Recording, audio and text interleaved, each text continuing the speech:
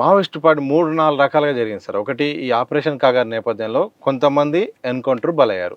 కొంతమంది సరెండర్ అయిపోయారు. ఇక అసలు సమస్య ఏందంటే చాలామంది జైళ్ళలో ఉండిపోయారు.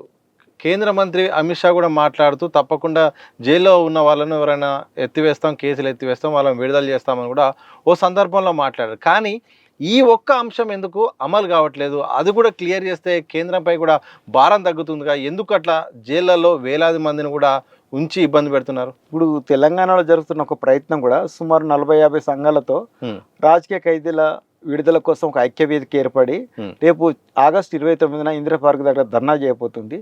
దాని లక్ష్యం కూడా అదే. ఏవైతే అమిత్ షా ప్రకటించినట్టు ఉద్యమ పార్టీ లేదో రాజకీయ పార్టీ ఉనికిలో లేదని ప్రకటించింది కదా, అదే నిజం అనుకున్నప్పుడు అయితే ఈ రాజకీయ ప్రధాన నాయకత్వం మీరు దగ్గర పిలుచుకొని మీరు మాట్లాడినప్పుడు అందులో పనిచేసిన కార్యకర్తలు కావచ్చు, కింది స్థాయి నాయకులు కావచ్చు, లేకపోతే వాళ్ళ స్థాయి నాయకత్వం వాళ్ళందరూ కూడా ఇప్పుడు వాళ్ళు ఎట్లయితే నేరస్తులు కానీ వాళ్ళు స్వేచ్ఛగా ఇస్తున్నారో వీళ్ళందరూ కూడా నేరస్తులు కారు కదా. ఎందుకంటే వాళ్ళు రాజకీయ పార్టీ మూలంగా రాజకీయ ప్రయోజనాల కోసం, రాజకీయ అంబిషన్ల కోసం వచ్చిన వాళ్ళ వ్యక్తిగత ప్రయోజనాలు లేవు కదా. అటువంటిప్పుడు ఆ రాజకీయ పార్టీ లేదు, అది ఉనికిలో లేదని మీరు ప్రకటించినప్పుడు ఆ రాజకీయాల నేపథ్యంలో మీరు నమోదు చేసిన కేసులన్నీ ఎత్తివేయాల్సిన అవసరం ఉంది. ఆ రాజకీయ పార్టీల అది ఆ రాజకీయ కార్యకర్తలు ఆ నేపథ్యంలో వాళ్ళ మీద నమోదు కాబడిన కేసులన్నీ ఎత్తివేసి వాళ్ళని విడుదల చేయడం అనేది ఇప్పుడున్నటువంటి ప్రజాస్వామిక కర్తవ్యం. ఎందుకంటే మీరు ఏదైతే ప్రకటించిన పార్లమెంట్లో అది వాస్తవాన్ని ప్రజలందరూ గుర్తించాలంటే ఆ పార్టీ లేదన్నప్పుడు ఆ పార్టీ నెపంతోటో లేదా సాకుతోటి ఉన్న వాళ్ళందరూ కూడా నేరస్తులు కారు. వాళ్ళతోటి ఏం లేదు, వాళ్ళు రాజకీయాల కోసం వచ్చిన ఆ రాజకీయాలే లేవని లేనప్పుడు ఇక అవసరం లేదు. ఇక ఇది అందరు కూడా మేధావులందరూ మాట్లాడుతున్న మాటే అది. కాబట్టి రేవంత్ రెడ్డి అయినా సరే, అమిత్ షా అయినా సరే, ఇది చాలా మటుకు చర్చలు వచ్చినాయి. అంతేందుకు ఇప్పుడు మావోయిస్టు ఉద్యమం లేదు కాబట్టి గ్రేహండ్స్ను కూడా ట్రాఫిక్లో వేయడము, ఇంకొకటి చేయడం చేస్తున్నారు. రేపు పొద్దున 60 బలగాలు కూడా వాళ్ళని కూడా చేస్తారు కావచ్చు. ఆ ఉద్యమం ఉంటే ఈ బలగాలు అవసరం ఉండేదని భావించారు. అసలు ఈ బలగాలు కూడా అవసరం లేదు మనం అన్న స్థాయి కూడా ఉన్నది. ఎందుకంటే వాళ్ళు ఏదో పర్యాటక ప్రాంతం చేస్తారట, ఇంకేముంటుంది. ఇప్పుడు ఏదైనా సరే మీరు ఒక ప్రజాస్వామిక పద్ధతిలో పరిపాలన చేయగలిగితే ఇప్పటికీ ఆదివాసీ గ్రామాలు అట్లుంటాయా? పోనీ ఇప్పుడు ఛత్తీస్గఢ్ ప్రాంతం మా హౌస్లో బలమైన ప్రాంతం కాబట్టి మేము డెవలప్ చేయలేమంటే ఇంకా మిగతా ఆదివాసీ ప్రాంతాలన్నీ అభివృద్ధి చెందినాయా? ఎందుకంటే రాజస్థాన్లో ఉన్నాయి, గుజరాత్లో ఉన్నాయి, అస్సాంలో ఉన్నాయి, మణిపూర్లో ఉన్నాయి కదా.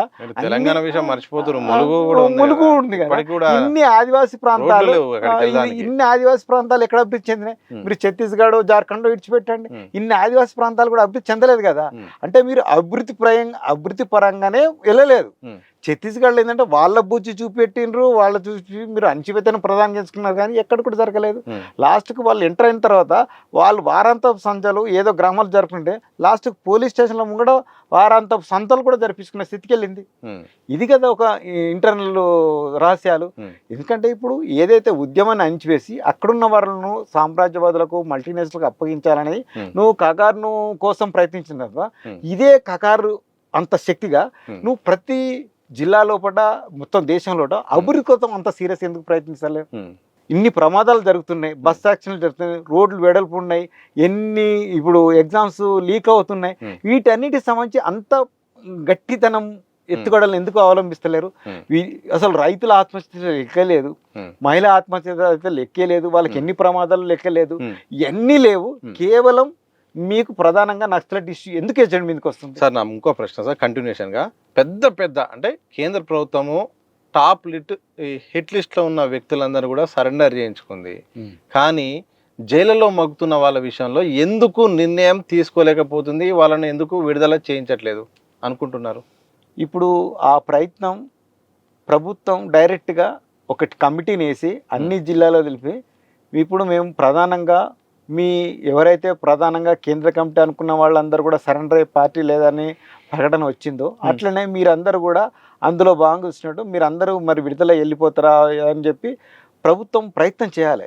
ఈ ప్రయత్నం అమిత్ షా నుంచి కూడా వస్తే మొట్టమొదట ఛత్తీస్గఢ్ రాష్ట్రం నుంచి ప్రయత్నం చేస్తామని అన్నారు. అది ఎంతవరకు జరిగిందో తెలియదు కానీ ఆ రాష్ట్రం నుంచి మీరు సరెండర్ అవుతారా, మీరు వెళ్ళిపోతారా, ఏం చేస్తారని చెప్పి ఒక ప్రయత్నం చేద్దామని వచ్చింది.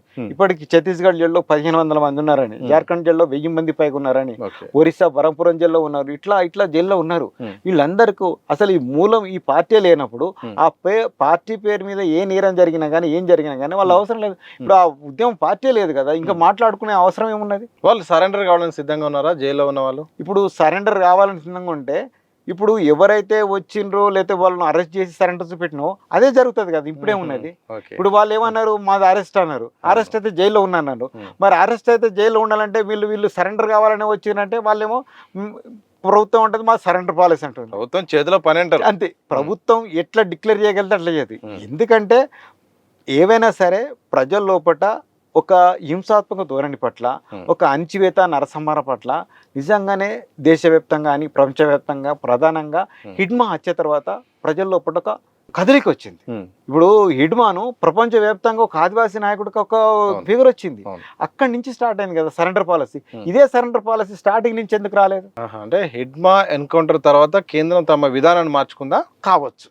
ఎందుకంటే అంతకుముందు కూడా మనకు గాజల రవి, ఆమె ఎవరు సంథింగ్ ఇంకో ఆమె కూడా ఉంటే వాళ్ళు ఇద్దరు ఉన్నారని చెప్పి వాళ్ళు సరెండర్ చెప్పి కుటుంబ సభ్యుల దగ్గరకు వచ్చిండ్రు.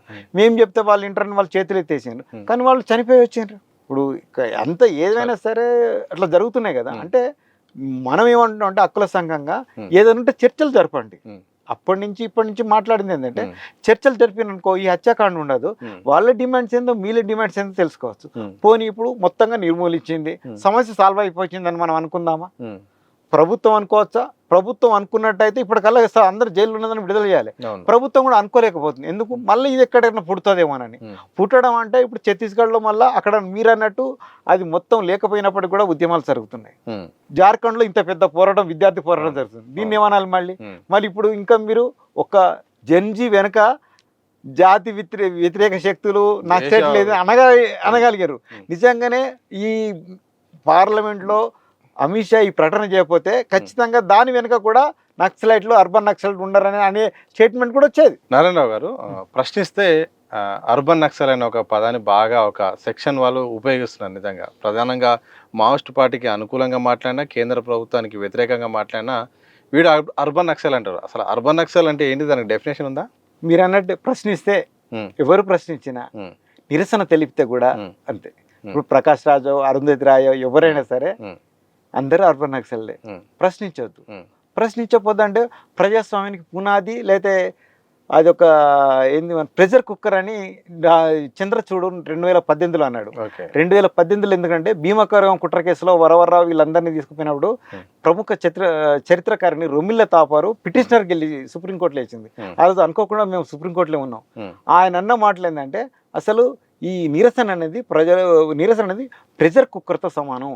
దాన్ని మనం ఆహ్వానించాలి. నిరసన లేకపోతే మనం తప్పు చేస్తున్నామో రైట్ చేస్తున్నామో మనకు తెలియదు. ప్రజాస్వామ్యంలో నిరసన లేదా ప్రశ్న అనేది ఉండాలి, లేకపోతే అది సరైనది కాదని కూడా మాట్లాడాను. కానీ తర్వాత అతను మరి ఏం చేసినట్టు చెప్పలేం. కానీ ఒక కొద్ది రోజులు మాత్రం హౌస్ అరెస్టులు, కానీ తర్వాత మాత్రం 5-10 ఏళ్ళుగా అరెస్టులు అయినాయి. జైలులో మగ్గుతున్న వాళ్ళ పరిస్థితి ఏంటి? మీరు ఎందుకంటే చాలా మందికి ఉంచి ఫీల్డ్ లెవెల్లో కూడా పర్యటించి ఉంటారు. ఆ కుటుంబాల స్థితి ఎట్లా ఉంది, నిజంగా జైళ్ళలో ఉంటే వాళ్ళ దుస్థితి ఎట్లా ఉంది, వాళ్ళ ఆరోగ్యాలు ఎట్లున్నాయి? ఇప్పుడు మొన్ననే ఏదో కేసులో 3 శిక్ష పడిందని విన్నాను. ఏది? శిల్ప, దేవేంద్ర, స్వప్న అయితే కేసు వచ్చినప్పుడైతే ఆమె ప్రెగ్నెంట్ ఉండే. ఇప్పుడు ఆమె జడ్జిమెంట్ వినడానికి వెళ్ళినప్పటికీ ఆమె శిక్ష పడిందని చూస్తే ఆమె 3 ఏళ్ల బాలున్న 4 ఏళ్ళ ఆమె చేతులకి వెళ్ళి తండ్రికి ఇచ్చేసి వెళ్ళిపోమన్నారు. అంత పసిపాప తల్లి లేకుండా ఎట్లుంటాడు ఒకటి. పోనీ ఆ కేసు నిజంగానే వీళ్ళు చేసింది ఏం లేదు, వాళ్ళు ఎవరో చంపేసిండ్రని చెప్పి వీళ్ళ మీద కేసు ఉంటే ఆ మీద ఉద్యమాలకు పోయిందంటే ఎప్పుడైనా సరే అందరూ కూడా మేజర్ అయినంటే వివాహ వ్యవస్థనే ఒక మేజర్ అయినప్పుడు వాళ్ళు నిర్ణయం చేసుకొచ్చినప్పుడు వాళ్ళు మేజర్లు అయితే ఒక్కరు చెప్తే వినేటట్టు ఎక్కడ ఉండదు కదా. మేజర్లు అయినాడు మన ఇష్టము, మనం కాంగ్రెస్ పోవచ్చు, కమ్యూనిస్ట్ పోవచ్చు, బీజేపీ పోవచ్చు, ఏ పార్టీ కన్నా పోవచ్చు, మనల్ని వాళ్ళు విప్లవకారులు అవ్వచ్చు. దాన్ని అంత మీరు చెప్పినందుకే పోయిండ్రు, మీరే పంపించిండ్రు, ఇదంతా కారణం చూపెట్టి వీళ్ళ మీద శిక్షలు వేయడం అనేది కూడా సరికాదు. ఎందుకంటే వీళ్ళ ప్రమేయమే లేదు, ఆమె ఎందుకు పోయిందో ఎట్లా పోయిందో ఎవరికి తెలియదు, వాళ్ళ మీద శిక్ష వేసింది. అట్లా కాకుండా ఇప్పుడు అన్ని కూడా తప్పుడు కేసులే. ఇప్పుడు ఎందుకు కేసీఆర్ టైంలో 21, 22, 23 ప్రాంతంలో కూడా Mulugu case, Tadvai case, Kakatiya university case, Kusumanchi కేసులు, ఇట్లా ఒక 8 ఉపా కేసులు ఉన్నాయి. సుమారు ఒక్కొక్క కేసులో అయితే 100 పైగా ఉన్నాయి, కొన్ని 10 ఉన్నాయి, 20 ఉన్నాయి. ఎన్ని కేసులలో కూడా అరగోపాల్ నుంచి పద్మశా నుంచి చాలా మందిని పెట్టినాడు. అసలు ఎవరికి ఏం సంబంధాలు ఉన్నాయి కేసులు, సాక్ష్యాలు లేవా, అసలు ఏం లేవు. ఏం లేకుండా ఆలని ఇళ్ళని కలిపి కేసులు పెట్టించాను. అన్ని ఉపా కేసులే. అసలు ఎందుకు ఇట్లా చేయడం అనేది, అంటే ప్రజల్ని భయపెట్టడానికి నువ్వు ఏదైతే ఒక క్రూర నిర్బంధ చట్టం టాటా పోటా తర్వాత ఉపా తీసుకొచ్చావో, ఊపను అందరికీ అప్లై చేసేసి వాళ్ళ ఉద్యోగాలు పోవాలి, వాళ్ళు ఏం చేయొద్దని చెప్పి అందరిని నిశ్శబ్దం చేయడానికి ఎందుకు ఇట్లా చేసింది? ఇది సరైనది కాదు కదా. నేరం ఎవరు చేస్తున్నారు? అరగోపాల్ చేస్తున్నాడో, ప్రొఫెసర్ పద్మజ చేస్తుందా, ఎవరు చేస్తున్నారని. అసలు మనం ఇక్కడ ప్రజా సంఘాలకు ఉన్నాం. బందెందుకు అరుంధతి రాయ్కి మావోయిస్టులకు సంబంధం ఆడితే, ప్రకాష్ రాజుకు మావోయిస్టులు, ఎవ్వరు మాట్లాడితే వాళ్ళతోటి. మరి మాట్లాడొద్దా? మాట్లాడకపోతే నిజంగానే మీరు అనండి, ప్రభుత్వాలుగా వాళ్ళు పారదర్శకంగా చట్టబద్ధంగా రాజ్యాంగబద్ధంగా పనిచేస్తున్నామంటే ఎవరు మాట్లాడారు, ప్రశ్నించారు కదా. ఆ గ్యారంటీ ఇవ్వండి.